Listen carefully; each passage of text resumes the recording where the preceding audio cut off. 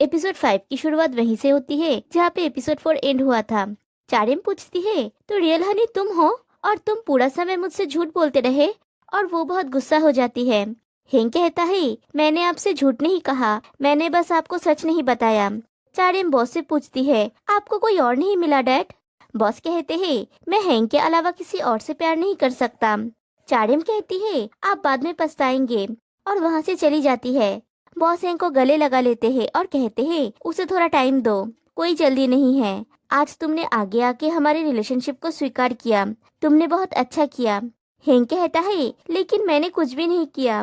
फिर हेंग घर आके मो से कहता है कि वो एक बड़ी मुश्किल में फंस गया है। चारिम को सब कुछ पता चल गया है और हेंग को इस बात का डर है कि चारिम उसको एक्सपोज कर देगी और उसे एक घर तोड़ने वाले के रूप में दिखाया जाएगा। मो कहता है, मेरी बात सुनो, तुमने किसी के भी हस्बैंड को नहीं चुराया है, वो तुम्हें पसंद करते हैं। हेंग कहता है, सही कहा तुमने। मो कहता है, एक और बात, आज नहीं तो कल उसे सब कुछ पता चल जाएगा। वो कोई बच्ची नहीं है, वो समझ जाएगी। और ऑफिस में हेंग को बॉस से पता चलता है कि चारिम अपने रूम से बाहर नहीं निकल रही है।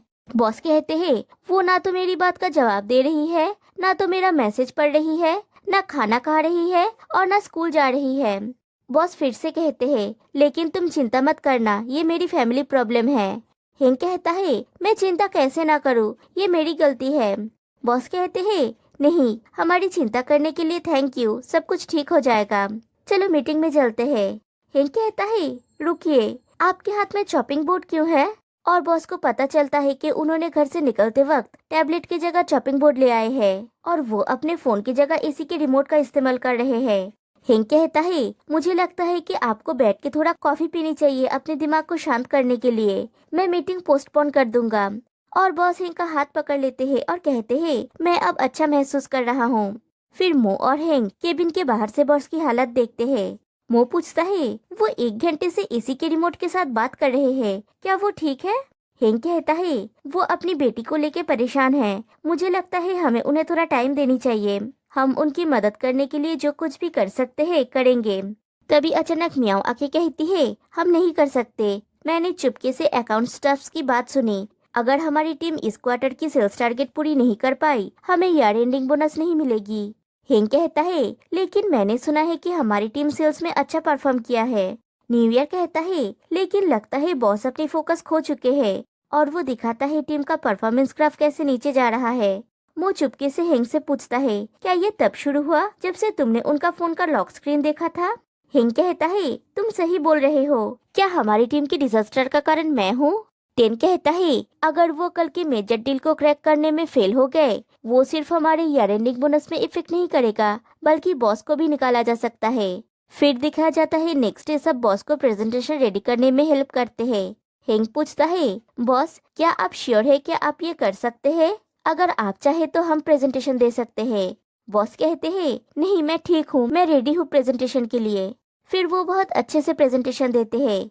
हेंग सोचता है, मैं ये कैसे भूल गया कि उनके लीडरशिप की वजह से ही हमारी टीम 10 साल से कंपनी में बेस्ट टीम रहा है। फिर जब डील फाइनल होने वाला होता है, सब लोग देखते हैं कि बॉस ने पैंट नहीं पहना है और डील पोस्टपोन हो जाती है। बॉस मायूस होकर टेरेस में बैठे हुए होते हैं। न्यू ईयर कहता है, मैंने बॉस को मीटिंग से पहले वॉशरूम में जाते हुए देखा था, शायद वो पेन वहीं पे भूल गए थे। म्याओ कहती है, डील अब तक हुआ नहीं है। टेन कहता है, लेकिन उन्होंने फाइनल डिसीजन पोस्टपोन कर दिया है। हेंग कहता है, मैं उनसे प्राइवेट में बात करता हूँ। टेन उसे बॉस का पैंट देता है। पैंट लेके हेंग बॉस के पास जाता है और वो बॉस को पैंट देता है। बॉस आज सबको डिसअपॉइंट करने के लिए सॉरी कहते हैं। हेंग कहता है, आपको माफी मांगने की जरूरत नहीं है, गलती मेरी है, मेरी वजह से ही आपकी बेटी के साथ लड़ाई हो गई। अगर मैं आपकी किसी भी तरह से हेल्प कर सकता हूँ तो मुझे बताइए। बॉस पूछते हैं, क्या तुम श्योर हो हेंगनी? हेंग हाँ कहता है। बॉस पूछते हैं, क्या तुम इस सैटरडे को मेरे घर में लंच पे आ सकते हो? और हेंग फ्लो में बोल देता है, हाँ जरूर। और वो फिर से गलती कर बैठता है और हेंग सोचता है कि ऐसा कैसे हो गया। रात को बॉस डिनर का प्लेट लेके चारिम के डोर पे नॉक करते हैं और उसे बाहर आके खाना खाने के लिए कहते हैं। इधर चारिम तो बस अपने रूम में बैठ के पॉपकॉर्न खाते हुए वीडियो गेम खेल रही होती है। बॉस कहते हैं कि उन्होंने हेंग को सैटरडे लंच के लिए इनवाइट किया है। क्या चारिम बाहर आके हेंग से मिलेगी और तब डिसाइड करेगी कि क्या करना है? चारिम रूम से बाहर आती है और कहती है वो लंच में आएगी, लेकिन अगर हेंग उसको इम्प्रेस करने में नाकामयाब हुआ तो उसका डैड और हेंग से नहीं मिलेंगे। बॉस उसकी शर्त मान लेते हैं। उनको विश्वास है कि चारिम भी हेंग को पसंद करेगी। चारिम डिनर का प्लेट लेके रूम के अंदर चली जाती है। दूसरी तरफ हेंग के घर में हेंग भी वीडियो गेम खेल रहा होता है।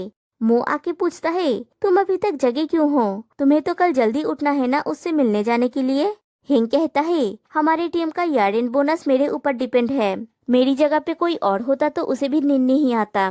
मो कहता है वो तुमसे ऑलरेडी जितना नफरत करती है उससे ज्यादा नहीं करेगी। हेंग पूछता है तुम्हें मुझसे कैसे प्यार हुआ, मैं जानना चाहता हूँ, इससे मेरा सेल्फ कॉन्फिडेंस बढ़ेगा। मो पूछता है क्या तुम्हें हमारा ट्रेनिंग पीरियड याद है। हेंग कहता है हाँ, मैंने तुम्हें साइनेज लगाने में हेल्प किया था, तब से तुम्हारे मन में मेरे लिए फीलिंग्स डेवलप होने लगे। मो कहता है नहीं, जब मैंने तुम्हारी घटिया हरकतें देखी तब मैं इनकरेज्ड हुआ। हेंग कहता है मो मैं सीरियस हूँ। मो कहता है मैं सच बोल रहा हूँ, उस समय मैं जिस सिटी में शिफ्ट हुआ था मैं बिना रास्ता भटके ऑफिस में नहीं जा सकता था, तब कोई भी मेरा फ्रेंड बनना नहीं चाहता था, तुम ही एकमात्र इंसान थे जो मेरे साथ रहते थे। तुम मेरे साथ तब अच्छा बर्ताव करते थे जब मैं खुद ही खुद को पसंद नहीं करता था। और मो की बात खत्म होने पर वो देखता है हिंग सो गया है और वो हिंग को ब्लैंकेट से ढक देता है। नेक्स्ट डे मो, चीचा और थुआ हिंग के साथ जाते हैं। मो कहता है डोंट वरी, हम लोग इस ईयरबड के जरिए तुमसे कम्युनिकेट करेंगे, हम लोग तुम्हें यहाँ से हेल्प करेंगे। हिंग कहता है ऐसा लगता है जैसे मैं कोई स्पाई मूवी में हूँ। चीचा कहती है हाँ, तुम हिंग बॉन्ड 007 हो। थुआ कहता है तुम्हारा मिशन है चारेम का दिल जीतना, तुम्हारी टीम का लक तुम्हारे ऊपर निर्भर करता है। चीचा कहती है जाओ और चारेम का दिल जीतो, और हिंग चला जाता है। डोरबेल बजती है तो बॉस जाके डोर ओपन करते हैं। बॉस हिंग के कपड़े की तारीफ करते हैं, फिर पूछते हैं हिंग ने ईयरबड क्यों लगाया है। हिंग कहता है आज वीकेंड है, इनकेस अगर कोई क्लाइंट का कोई कॉल आ जाए तो इसीलिए पहना है। फिर बॉस चारेम को नीचे बुलाते हैं। चारेम नीचे आती है और वो घर का कैजुअल कपड़ा पहना हुआ है। बॉस हेंग से कहते हैं ये उसका फेवरेट आउटफिट है। चारेम हेंग से कहती है लेकिन तुम्हारा आउटफिट कितना प्लेन है। मो कहता है हेंग शांत रहना, तुम लंच के दौरान अपना स्कोर बना सकते हो। डाइनिंग टेबल पे बॉस हेंग को लंच सर्व करते हैं। हेंग खाना खा के बॉस की कुकिंग की तारीफ करता है और कहता है आप तो रेस्टोरेंट खोल सकते हैं। और अचानक चारेम हेंग से पूछती है क्या तुम्हारा वजन बढ़ गया है। बॉस कहते हैं तुम्हें इस तरह का सवाल नहीं पूछना चाहिए। हेंग बॉस से कहता है कोई बात नहीं, मुझे लगता है वो बस मजाक कर रही है। चारेम पूछती है तुम्हारी सैलरी कितनी है। हेंग अपना सैलरी बताता है तो चारेम कहती है तुम्हारी सैलरी इतनी कम है, तुम्हारे पार्टनर को तो भूखा रहना पड़ेगा।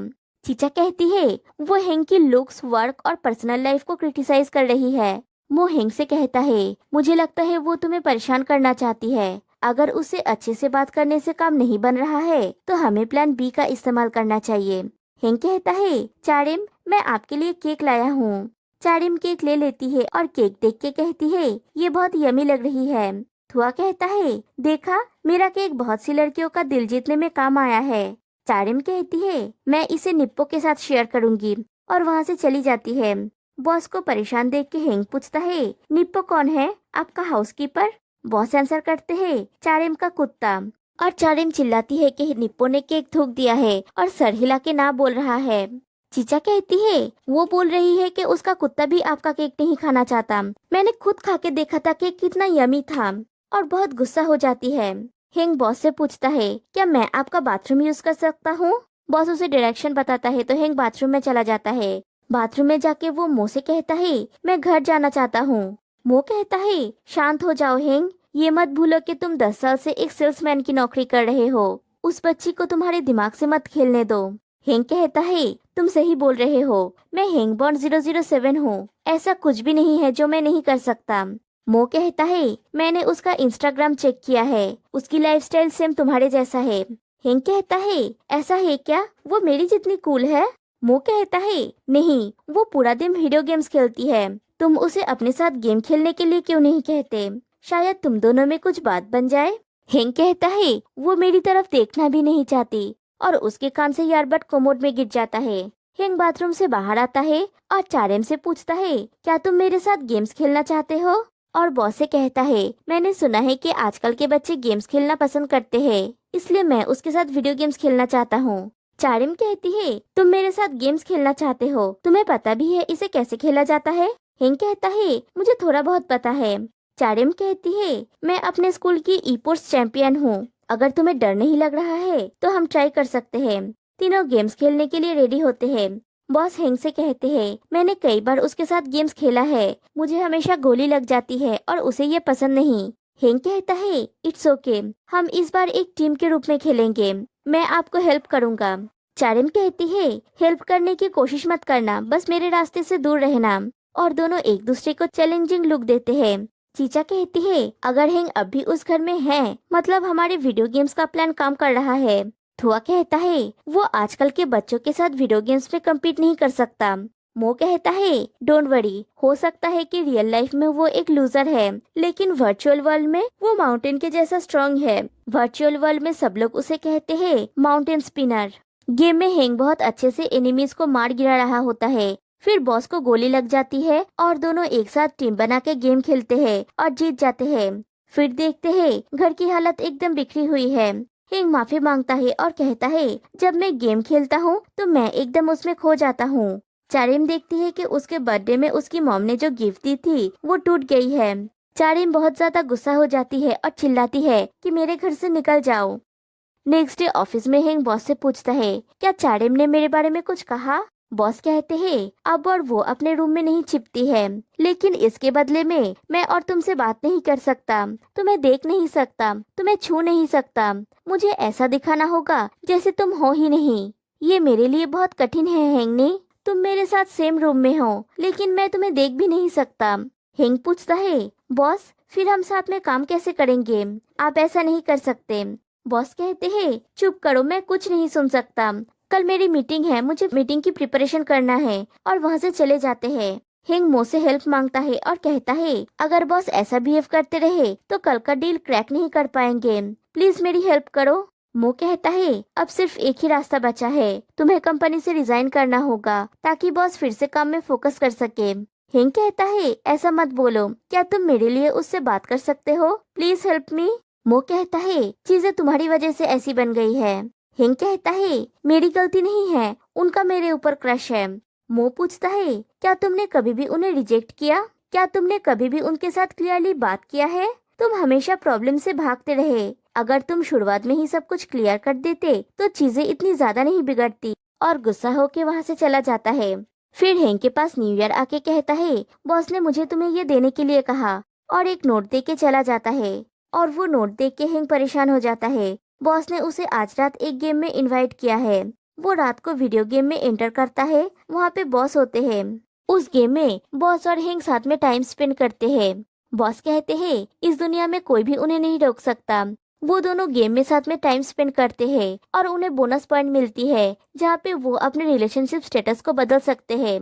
बॉस हेंग से पूछते हैं क्या हेंग उनका बॉयफ्रेंड बनेगा? हेंग ना बोल देता है। बॉस पूछते हैं क्या मेरी बेटी है इसलिए, या इसलिए कि मैं एक आदमी हूँ?